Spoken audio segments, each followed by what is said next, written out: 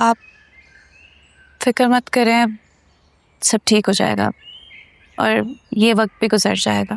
वक्त तो गुजर ही जाएगा, तुम जो मेरे साथ हो। अब वो शबी कैसी है? शबी का मत पूछो, उसकी हालत मुझसे नहीं देखी जाती। हाँ, दिल में आ गई।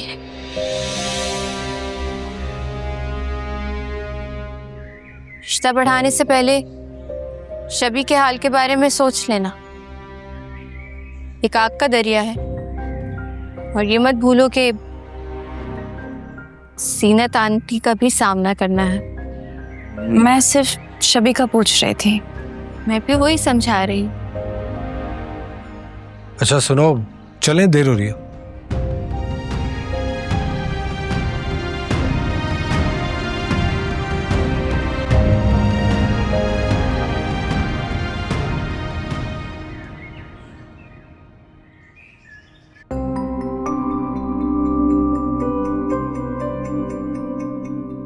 इस मामले को यहीं पर दबाओ। समझ रहे हो ना मैं क्या कह रहा हूँ? समझिए सर जी, वो लौंडा कल सुबह का सूरज नहीं देखेगा। शबी देखो, मुझे जबरदस्ती इस घर से निकाल रहे हैं। शबी, मैंने तुम्हें कहा था कि इनकी साजिश है। शबी,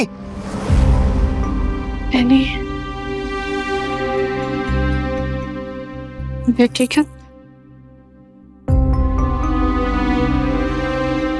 तुम्हें पता है मेरे और खावर के साथ इन लोगों ने क्या किया है? खावर अरेस्ट हो गया यार। मैंने खुद जावेयार से सुना है उसकी जान को भी खतरा है। कोई किसी को नहीं मारेगा, तुम बहुत ज्यादा फिक्र कर रही हो। वैसे भी जावेयार कुछ भी हो सकता है लेकिन कातिल नहीं हो सकता। तुमने कल रात अपनी इतनी तबीयत खराब कर ली थी, इतना ब्लड प्रेशर लो हो गया था तुम्हारा, इतना स्ट्रेस थोड़ी ना लेना है। एनी, मुझे हो जाए कुछ भी, मैंने देखा है मेरे घर वालों को कितना फर्क पड़ता है। ऐसे नहीं कहते, सब बहुत प्यार करते हैं तुमसे। वैसे भी जो सिचुएशन है ना, उसमें हम किसी को भी कसूरवार नहीं ठहरा सकते, हमें उनकी बात भी समझनी है। हाँ, शायद तुम ठीक कह रहे हो, मगर any, I am really sorry. Sorry किस बात का? कल जब सब तुमको इल्जाम दे रहे थे तो मैंने कुछ कहा ही नहीं, तुम्हें डिफेंड ही नहीं कर पाई। पता नहीं किस डिलेमा में, किस सोच में थी, मैं क्या कर रही थी, मुझे कुछ समझ नहीं आ रहा था। I am really sorry. कोई बात नहीं, वैसे भी सच सामने आ ही जाता है एक ना एक दिन। मैंने जावेयार को सब कुछ सच सच बता दिया कि तुम्हारी कोई गलती नहीं थी। तुम तो उल्टा मुझे रोक रही थी यार। वैसे जावेयार इतना बुरा भी नहीं है। इतना सब कुछ होने के बाद भी उसने खावर को एक्सेप्ट कर ही लिया। क्या? खावर को एक्सेप्ट कर लिया उसने?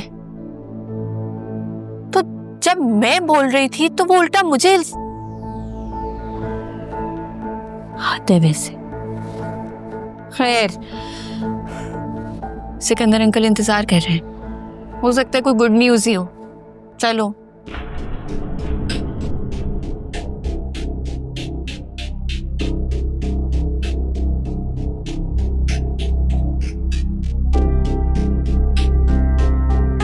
खावर, तुम ठीक हो शबी? ना तुमने अपना ख्याल रखा, ना तुमने मेरा सोचा। मुझे छोड़ो, ये सब क्या हुआ है तुम्हें? कुछ भी नहीं है। सच बताओ मुझे, क्या पुलिस ने तुम्हें टॉर्चर किया है? Tell me. मैं जानती थी आप लोग कुछ ना कुछ जरूर करेंगे।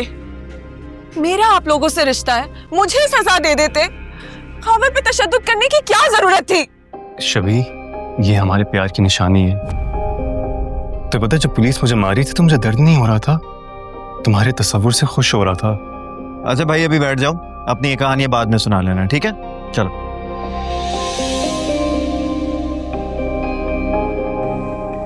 देखिए अंकल, उस दिन जो सारा हंगामा हुआ था, उसके बावजूद फैक्ट ये है कि मेरी और शबी की कोर्ट मैरिज हो गई है, और उसके लिए मैं आपसे और जीनत आंटी, आई मीन सासू मॉम से माफी मांगता हूँ। भाई बंद करो अपना ये नाटक। देखो जावेयार, मैं सिकंदर अंकल के कहने पे यहाँ पर आया हूँ, तुम्हारे से तो बात भी नहीं कर रहा, तो अपनी जबान को जरा कंट्रोल में रखो। और इतनी देर से मैं भी ये कोशिश कर रहा हूँ। क्या कर रहे हो तुम? आदिल, कि तुम लोग क्या कर रहे हो? होश में आओ और मेरी बात कान खोल कर सुन लो। मैंने फैसला किया है कि शबी की शादी जल्द से जल्द कर दी जाए। भाभी, आपको इस बारे में कुछ कहना है? तुम जो मुनासिब समझो करो सिकंदर, मुझे किसी बात पर कोई एतराज नहीं है। तो फिर ठीक है, शादी की तैयारियां शुरू करो। आदिल, सब फ्रेंड्स एंड फैमिली को इन्फॉर्म करो। 3 दिन के अंदर ये रुखसती हो जानी चाहिए। और हाँ, जब तक ये रुखसती नहीं होती शबी इसी घर में रहेगी। हाँ, तुम्हें इस बात से कोई इतराज तो नहीं है? अंकल, आपकी सारी बातें सर आंखों पर, लेकिन क्या मैं शबी से मिलने आ सकता हूँ? तुम इस घर के दामाद बनने जा रहे हो। तुम जब चाहो इस घर में आ सकते हो। तुम्हें कोई यहाँ पे रोक टोक नहीं करेगा। Thank you so much uncle.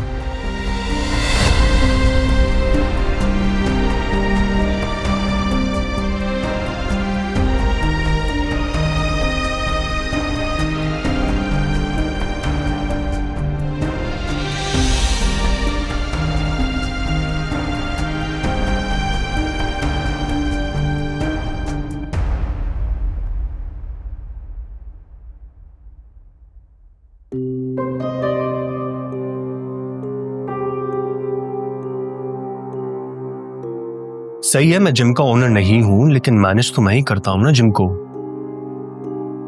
मैं बचपन से ही अकेला हूं। मुझे तो ये भी नहीं पता कि मेरी माँ कौन थी या मेरा बाप कौन था। हाँ बता, क्या कर रहा है फिर?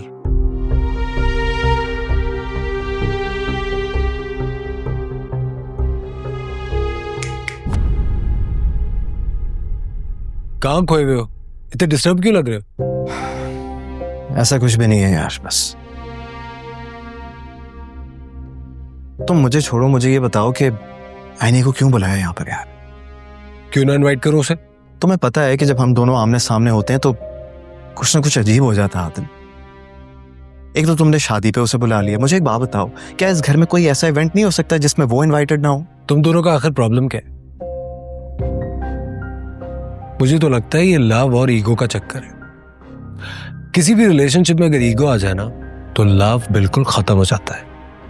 अच्छा, इस तरह के जो चक्कर है ना, तुम ही चलाया कर। ओके, कहाँ जा रहे हो? देखो, हमें ये शबी के लिए करना पड़ेगा। वो तो बेस्ट फ्रेंड्स हैं यार।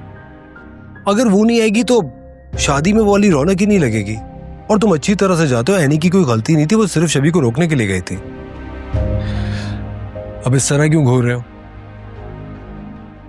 चलो मैं तुम्हारी प्रॉब्लम आसान करता हूँ। एक काम करो, तुम जाके ना एनी को ड्रॉप करके आ जाओ और गाड़ी में सारी बात क्लियर कर लेना।